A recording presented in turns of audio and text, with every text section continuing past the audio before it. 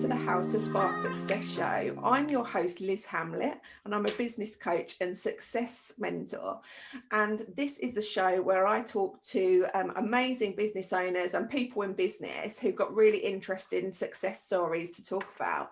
And in my day job, aside from being a podcaster, I also help grow existing businesses and also turn killer business ideas into a reality and help people get started up. So today's guest is another great guest. He's local to me, so even better. And he is the head of UK sales for Telecoms World. He's been delivering success results for clients for the last 20 years. And really poignant recently, he and the business have been helping a number of NHS call centres to move to the cloud. And I've gathered a few fun facts for my guest today. So he was a captain of the school football and basketball team, and by his own admission, in his youth was a bad ballroom dancer. So we can hear a bit more about that. And also he was very keen on sort of sharing the story about how he was influenced by being adopted when he was younger. So I'd love to welcome today's guest, who is Keith Bird. So Keith, welcome to the show. Thank you, Liz. Good morning to you. Good morning to your listeners. It's great to have you. And we're just saying how lucky we are to have such nice weather. Yes, spring. yeah. The sun is shining. It's wonderful. This is just, looking out. I'm in a garden room at the moment, looking out, and it looks fantastic out there, I must admit. Oh, shame it's not going to remain for the weekend, but here you go. Let's take it while we can. We will. We're going to get out there at lunchtime while we can, definitely. Yeah, we will. Yeah. One thing I ask all my guests before we sort of launch into the success questions is just to sort of tell us a bit about yourself, about your story, your career journey, etc. A bit about the ballroom dancing. So do you want to tell us a bit?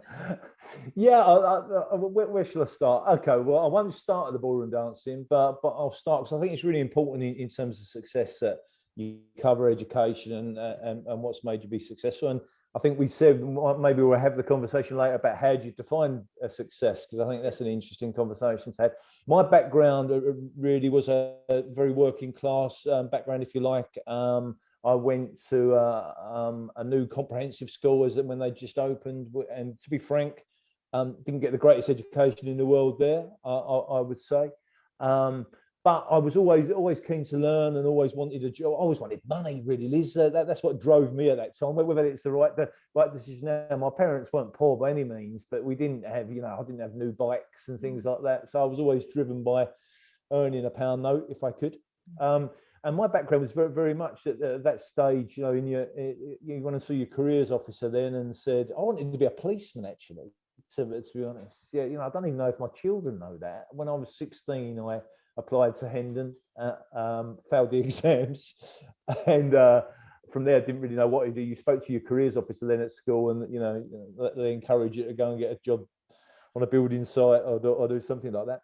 And what happened to me really, you say it's luck, but I did a little pulls round, which was your younger listeners might know what that is, but it was like an old lottery, if you like. Yeah, my dad did the football pulls. Did he? So I always okay. remember sitting watching the results. Okay.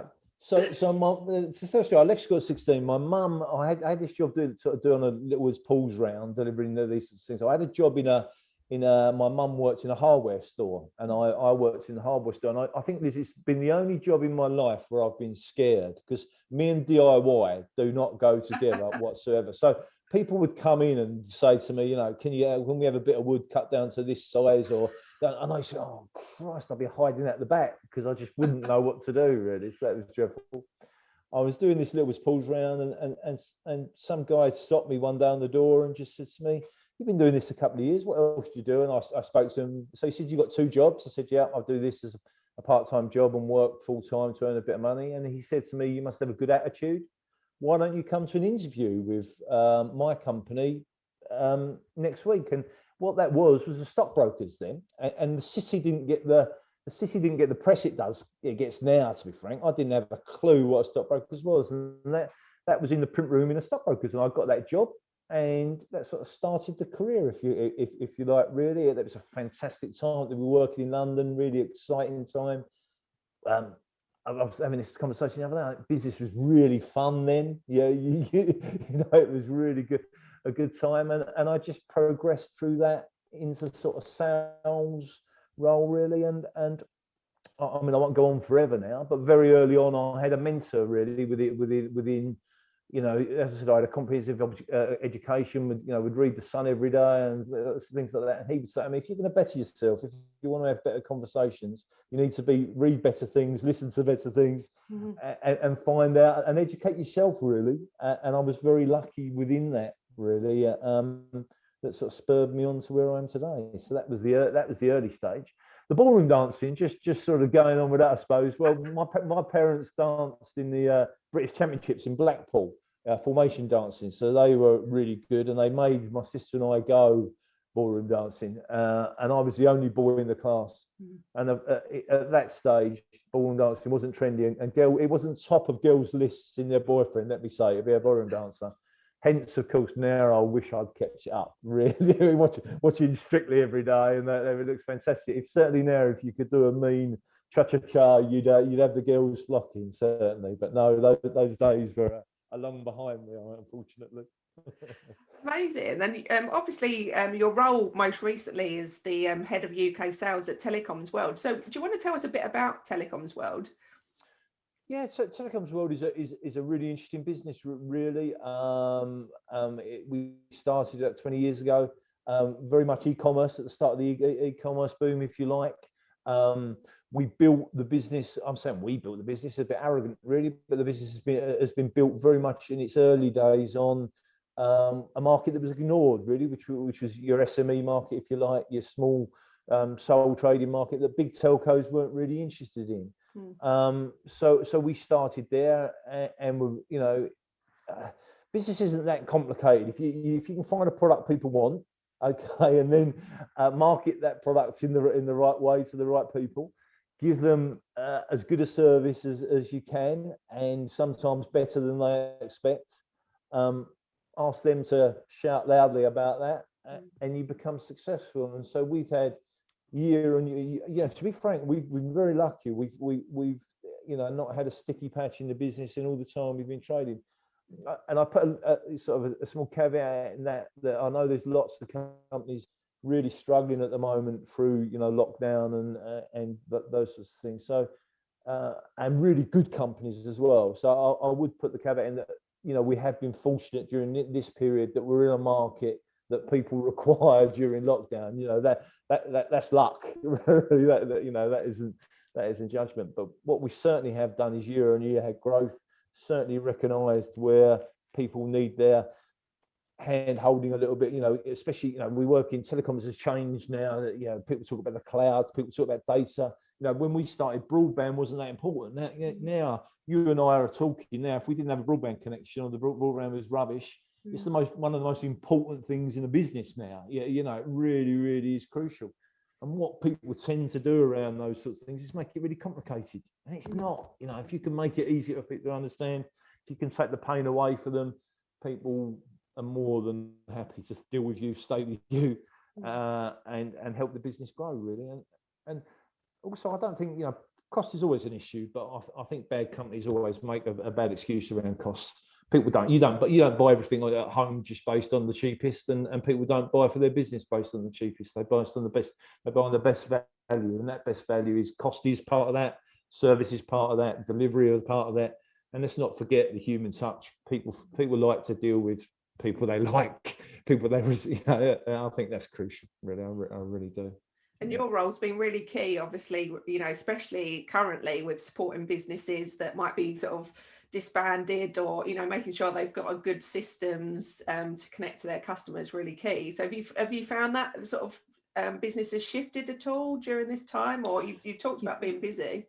Yes, I think business has shifted. There was a change of foot that people wouldn't be that aware of, that by 2025, BT were turning off, really, for want of a better word. I won't get too technical, the traditional phone line type thing, that all your calls would have to go over the internet anyway. So, but companies weren't that, it was 4 or 5 years off. Companies were not that up to speed with it. What the present situation's done is just sped that process up, enormously. That people have had to go into a remote environment, and it's forced them to look at technology and find ways that's best. To be frank, that's better for their business, really, and it will continue to be better even when we're back in the office, whether that's back in full time, whether we're all back in for 2 days or 3 days.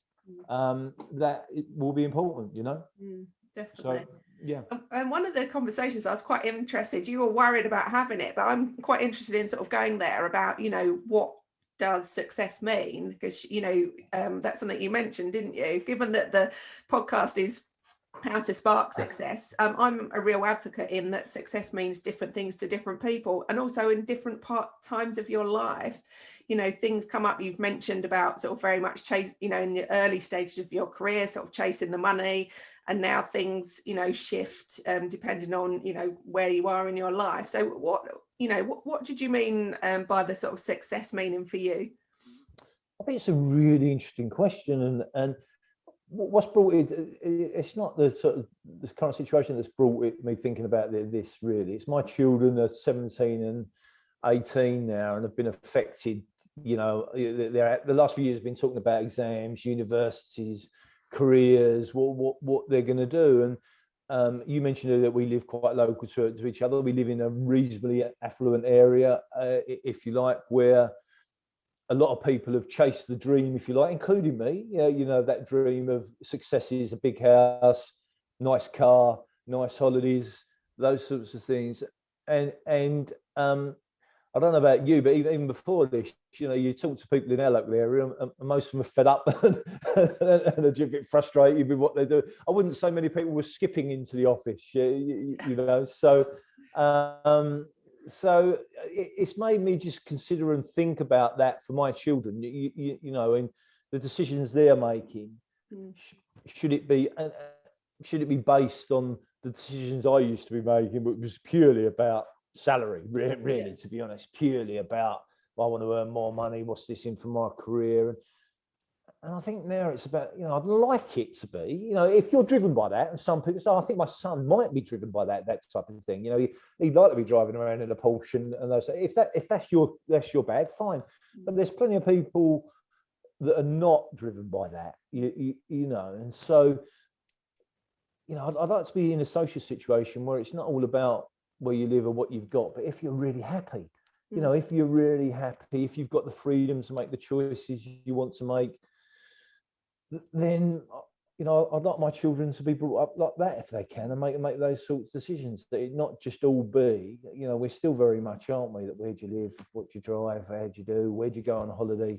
Not, Christ, are you happy? Are you happy? Do you wake up every morning and think this is fantastic? And I suppose as a generation, the answer would that be no. When you read all the press, when you read all the things, so many people are, was it some ridiculous amount of people don't like getting up and doing their job? I've been blessed. I've always liked doing my job. It's not been a chore, but it must be dreadful if you get out of the morning and get out of bed every morning and hate what you do. Yeah. I don't know. It's so important, isn't it, that sort of happiness piece? Because one of the things, the sort of block of clients that I do work with, amongst others, is helping people sort of leap from sort of an employee to entrepreneur, and sort of really to find their true calling and feel like they can be really themselves, and they can support other people and sort of make a huge impact. And a lot of people that are sort of stuck in not necessarily moving out of employment, but stuck in roles that they aren't happy in. And I think it's so key. It's such a large part of your life. And particularly at the moment where, like you saying, more people are sort of, that blend between home and work is sort of merged, because we are working a lot more from home, even in sort of big corporate roles. So, I think that's key. And it's an image that is portrayed in social media of, like cars and nice bags and, shoes and trainers and everything. And I think it's important, especially for sort of younger people looking to what's their next step out of school. And that sounds like a conversation you're having with your kids as well. Yeah, I am, and it's hard to get across, and also that I haven't got the answers. Liz, is really it as well, because it's different for each person. You know, I was thinking about this the other day. You know, how do you sum it up? You know, I suppose if you had to sum success up in some way, it would be freedom of choice. You know, freedom to do what you know what you said, what you love to do, what's productive, which makes you use the word impact. You know, whether that's an impact on your family, on your local community, if you're lucky enough to be the most successful entrepreneur ever, you know, on you know, people in worldwide or in the UK. What it's not necessarily is being beholden to a salary, being beholden to a mortgage, being beholden to paying a large car payment because you know you look good. And it's just making those choices, I think, to make everyone happy. And you know, I'm just trying as much as I can, whether they listen to me, not to make my children aware of that. And just you know, you just want to be, you know, whether you know, as I said, whether happy is being a trader in a city, whether it's working in a zoo, whether it's traveling the world, just find it. And it's hard to find that purpose. That's the other thing, isn't it? You know, especially at their age. I'm not sure I still know, but it's hard to find something at that age, thinking this is for me and this is what I want to do. It really is. But you know, I think one of the things I think it's interesting you said about impact. I think, you know, the research now is unequivocal that unless you do something, if you contribute something back now, you know, to your local community, to whether it's volunteering, whether it's financial, whether it's time, there's so much research now that is something that will make you a little bit content, a little bit happy, really. So, you know, whether you can.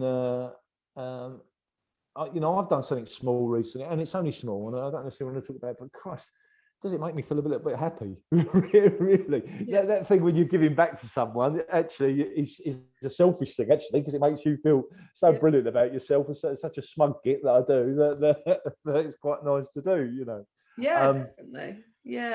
But I think also there's nothing wrong with ambition. You know, I'm not saying, you know, if you've got this drive, if you've got this fantastic idea, if you know, as long as you love doing it, I think that's the key. You know, you want to get a spring out of bed and love doing it in the morning, whatever that is. You know, I think that's the $1 million thing to find if you can. Yeah, really, you know. Yeah, and I think finding something, you know, that really sort of sets you on fire. So, you know, one of the big things I see with people when they move out of employment to running their own business is just the sort of learning new things. And one thing I do say always is taking that leap from, you know, your corporate role into self-employment, you've got to be comfortable with being uncomfortable about, you know, you're going to be doing lots of new things, you're potentially going to be wearing a lot of hats.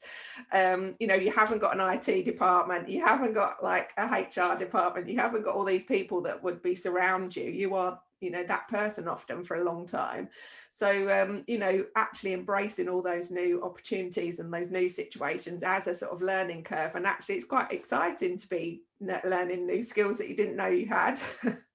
Right, yeah. So let's head into sort of the questions part. So for you, what do you think's been the biggest factor that's helped you and the business to be successful? So you can answer those two separately or together, whatever feels right for you. Okay.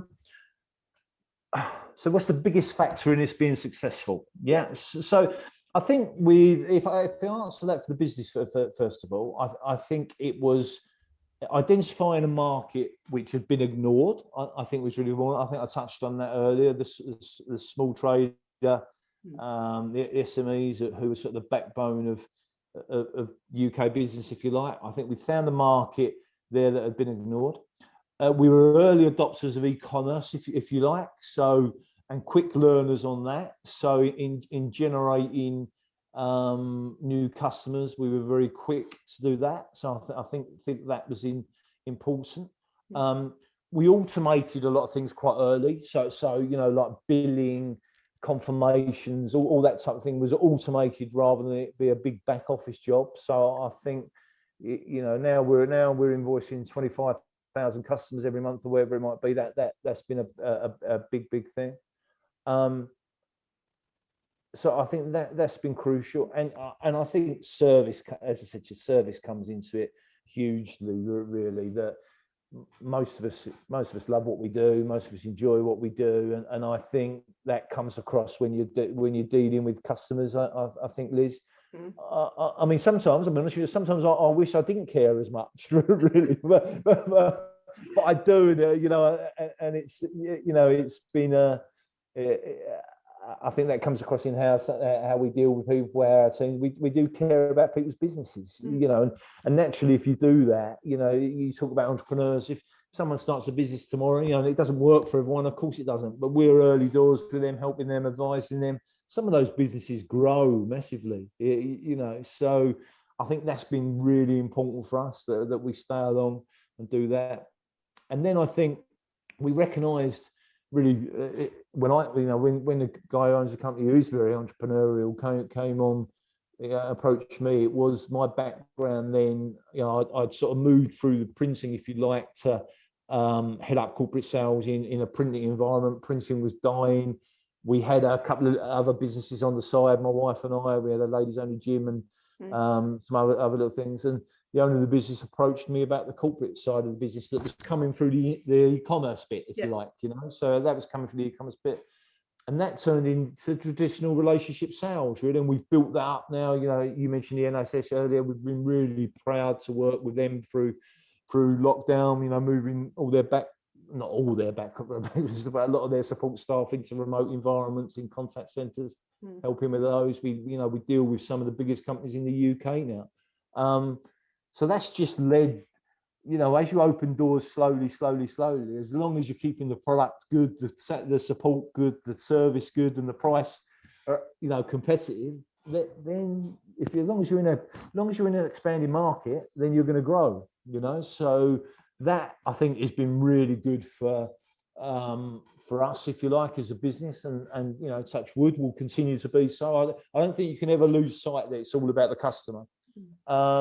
I think also for us, it was really important, you know, it's not by luck, but by the judgment, but our service is built around not big investment at the very beginning for small businesses, but a monthly rental, if you like. Now that's called subscription, of course. Netflix do it. Everyone wants a subscription model. You know, I was listening to a podcast with the creator of Netflix the other day, one of the co-founders, and when they were banding around ideas, that was the number one thing they wanted to do. So they didn't come up with, you know, Netflix being a film company. They came up with, they wanted a subscription model business. What could that be? And we're like that. So every month we know really what's coming in, you know, because people pay monthly for the telecom services. So that's a big advantage for any business, I think. Yeah. So I think that, you know, that was really good for us. On a personal level, for me, I think it's been really important. Even to this day, you know, I still read books. I still, you know, going back to what that guy said to me at the very beginning, stop reading, you know, there's nothing wrong with reading The Sun, let me say, but stop reading The Sun every day and try and better yourself by knowing about current affairs and being able to have conversations. He often said to me that, you know, there's people in your position who've been far more successful than you that have lived before. You know, why don't you read about them and what they've done and how they've done things? And I think that was really important to me, you know, and still is. I still listen. You know, I just said, didn't I? I was listening to the creator of Netflix on a podcast. I'm still fascinated by those sorts of things, really, and learning through that. And I learn through our staff all the time. You know, even if we employ someone, you know, fairly young, there's still something to learn about them from them. You know, so I'm always open to that. And I think he said, you know, I'm saying he said, but he was quite influential in my career. There's two things I can always remember him for, that sounds to me, and we use this at Telecoms World to this day. You know, the acronym KISS, which is you know, keep it simple, stupid. you know, and we use that sometimes in presentations. You know, it comes up on our slide deck, and the reason for that is that I sit in meetings all the time with big telcos when we're doing joint ventures, and they talk rubbish sometimes, Liz, to be honest. You know, they talk really complicated. And I think any advice to anyone doing anything is don't be scared of asking questions. So I ask all the time, sorry, what does that mean? Sorry, what does that mean? And I might ask 4 times because, some of them, I say, what does that mean? And they explain again. I say, what does that mean? And often, Liz, they don't know what it means, to be frank. So never be scared to ask a question. And if you think it's a stupid question, I always start by saying, this may be a stupid question, but can you just answer this? And if it is a stupid question, so be it, but it's a bit clearer for me. So he said that to me, keep it simple, stupid, which I've always loved. And he also said, which I think is really relevant, because to this day I still meet people who never do this. He said, you've got 2 ears and 1 mouth, and God gave you that for a reason. You should communicate like that. So, i.e., listen twice as much as you want to speak, but just listen, really. Because I sit in meetings with people, especially in a sales environment, who never listen to anything anyone's saying to them. Really, they've got their spiel they want to say, and they're going to say it irrelevant to what the person's going to at the other end is going to say. So I think they're quite important. Just those bits of advice. Yeah, asking questions so key. Yeah, it's so key. Yeah, it really fantastic. Is. Right. So you've already mentioned one of your success habits, which is your love of podcasts, and obviously being a podcast guest now, you can listen to your own podcast. So yeah. I'm really pleased to be part of that. So that aside, what are some of your other success habits for you on a sort of daily or weekly basis that help you in your sort of routine, really? Okay. So I set goals. So I think that's quite important. So I do annual goals, monthly goals, weekly goals, and daily goals. So I think that's really crucial, really. So I'm going to make sure I'm just that camera up there, Liz, because I keep on getting down, don't I? There you go. I'm going to get myself in shot more. So I think, that's very important. You get that's. I can't quote the exact research, but there's some research from Harvard where they did it's something like 1940. They went back did a class, set their goals, who set goals, some who didn't, some who wrote them, some who did a verbal, and went back, and surprisingly enough, the people who wrote their goals down and looked at them all the time were far more successful than people who didn't. So I think that's quite an important thing to do, really. And I do that all the time. I sit in silence quite a lot. Now whether that's meditating or thinking, I think we're surrounded by noise all the time. So just to have a little think at the start of the day is something that I try and do most days if I can. Yeah, really. So, every morning I try and sit on my own for 15, 20 minutes, which got more difficult with younger children, but now you can't get them out of bed, of course. That doesn't matter, really. So I do that. I use a to-do list. I think that's quite crucial to me as well. I think if you don't make notes or use a to-do list, then it's very difficult to do. I think what else are success habits? I think you need to get out, get some fresh air, do some exercise. I think that's key to success, really. And that thing I said to you, constant and never-ending sort of interesting things. I think constant and never-ending improvement is what I think Tony Robbins calls it, really. And it's just reading, listening to podcasts, thinking about what you're going to do, preparing properly.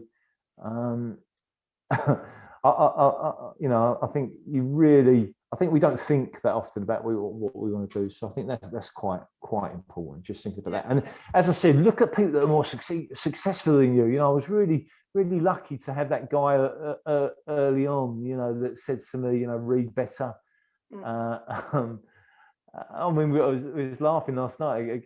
What was I watching? There was something on the news. There was something on the news last night about people who've been let out of lockdown, and they sort of shot down to the table where they were eating, and there was a bottle of Blue Nun there. Now I'm going to sound a very pompous kid, but my parents used to drink Blue Nun, and for anyone who's not aware, that's what working class parents did drink when they were younger. Which is, if anyone's ever had it, not the most pleasantest white wine in the world. But if I was going to go to restaurants with clients, I didn't have a clue. He taught me about those sorts of things. My first client, I remember my first client meeting in a restaurant was in Covent Garden, and I nearly asked for the steak tartare well done, because I thought it was steak with tartar sauce, so rather than raw. Anyone who doesn't know, steak tartar's raw steak. So asking it for well done wouldn't have been that impressive with the client, that's for sure. Oh no. Really. So I think it's learning from better people. Yeah. As I said, I still listen now. The guy who owns our business, I still listen to him all the time, and I think we never stop learning, do we? No. And we're so lucky in this age, aren't we? Because so much is about on the internet.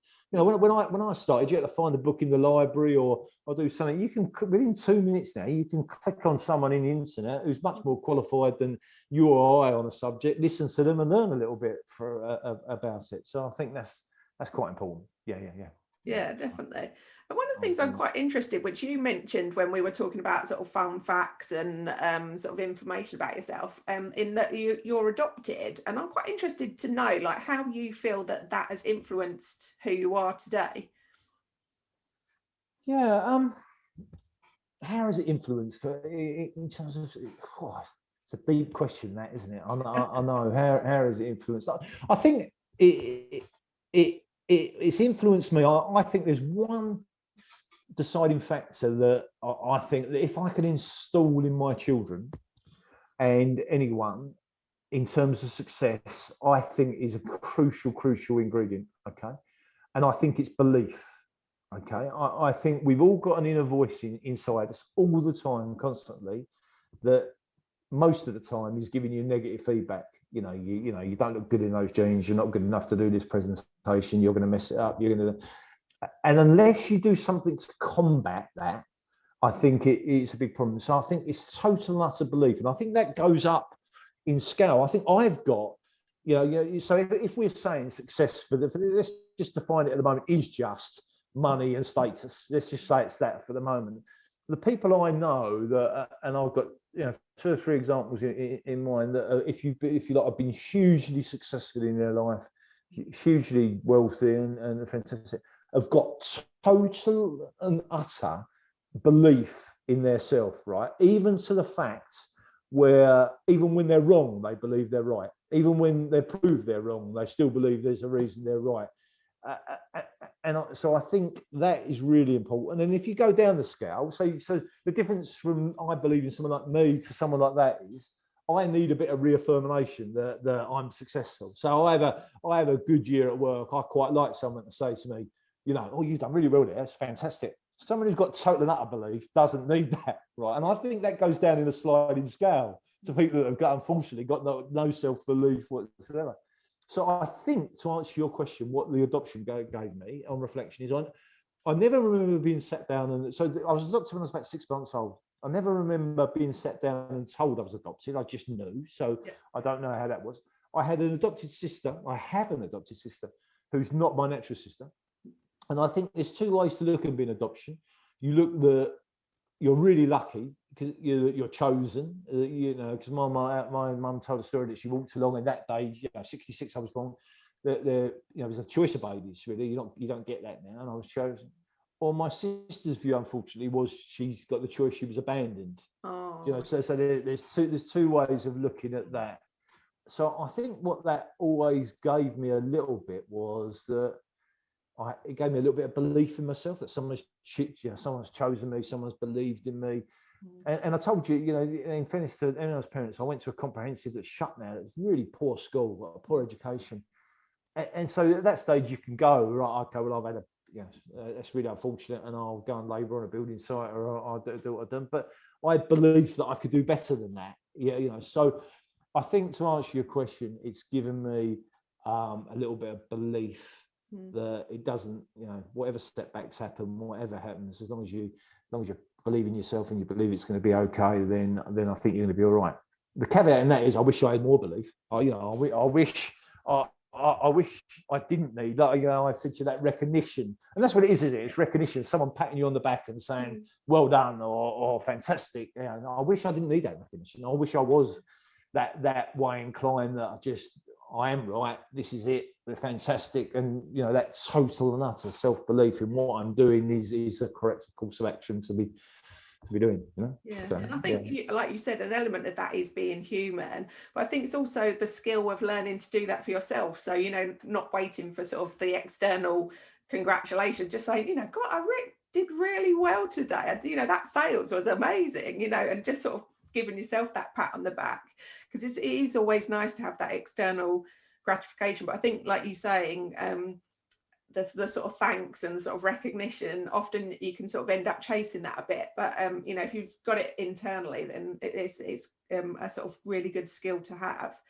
So I think it's a really valid point you make there, Liz. I think especially now working at home, of course, is giving it to all, because we haven't got our colleagues to say, I've done that sale, or I've just closed that deal, or I've done this, I've done that. That's fantastic. Then I think to stop and say to yourself, well done, fantastic. That's what we want to be doing. I think it's really, really, really, really crucial. Okay, I think it really is that you all the time, and also make the time for yourself every day. If you think that little voice isn't going to be chipping away at you all the time in the back, it is. So you need to have a bit of self-talk. Telling yourself you do look good in those jeans, telling yourself that you have done well in that presentation, telling yourself, just giving yourself some of that kudos, some of that pat on the back. Because if not, that little voice is going to undermine you. It really is. Exactly. Really so quieten that voice and get another positive one on the other shoulder. So if you could start it all over again, life, career, etc., what would be the one thing that you would do differently, if anything? I thought about this because the other day, and it would have been I think I said working for a hedge fund. No. I see what I'll be really honest. I said to you that I was driven by a few quid when I was younger. I think in some ways that has been a little bit of a regret for me. So I went to work for stockbrokers, and as I said, the city didn't get the press it gets now. So I didn't really know what a stockbrokers was. To be frank, I didn't know I could earn a couple of million quid a year and be okay. And I think one of my little regrets is that a couple of my colleagues went on to do things like that, but I had such a good job when I was doing that stage that I didn't want to do it. So someone would working class, I'd work in the print room, someone would work in the post room, if you like, and stuff like that. So, and then what would happen is someone would come down from upstairs and say, do you want a job in the back office? That back office would lead to working in the city. I've always, at that time, it's less so now, it was a great fun environment to work in for 20 or 30 years. Lots of long lunches, loads of blokes watching football and having a laugh. So I suppose not working in the city in that environment would have been one of my regrets, because I was in it. So why didn't I recognise it was one of the things I've always thought. So I think that I'd have done a little bit differently, I think. But I think I keep going back to the old thing. You're not on your deathbed thinking, "I wish I worked more," are you? You're not. So when I look at the amount of countries I haven't travelled to, in those sorts of things. So would I do that differently? So I think regrets is too late for regrets, isn't it? But I think I like a little job in the city where I'm earning ridiculous money and being out for not doing much. Taking people to lunch, having a bit of fun, and going like that. So that would have been my one regret, I suppose. But I'm not that regretful, because most people I know in that environment don't like what they do anymore anyway. I don't think that exists now. They're whining and dining so much, definitely. Yeah, which I think is another shame in some respects. But not at that level, Liz. But when I first started work. Okay, so if I use the example I work for Millets as well, the old company thing, a Millets and a hardware store. What would happen in the print room, for example, if it's someone's birthday on a Thursday, we might all go to the pub for a few hours on a Thursday. Now, all right, they wouldn't maybe get much done on Thursday afternoon, possibly, right? But I tell you what, people would then on that Friday work so hard to catch up and make it right. And I think some of that's gone out of work now. Do you know, some of that fun that, I suppose, I'm not saying it has to be alcohol based. I'm not, but I think companies like Google and that and Netflix and that have got that. They understand that their employees want to come into a great fun environment to go to work, and we've gone away from that, I think, and.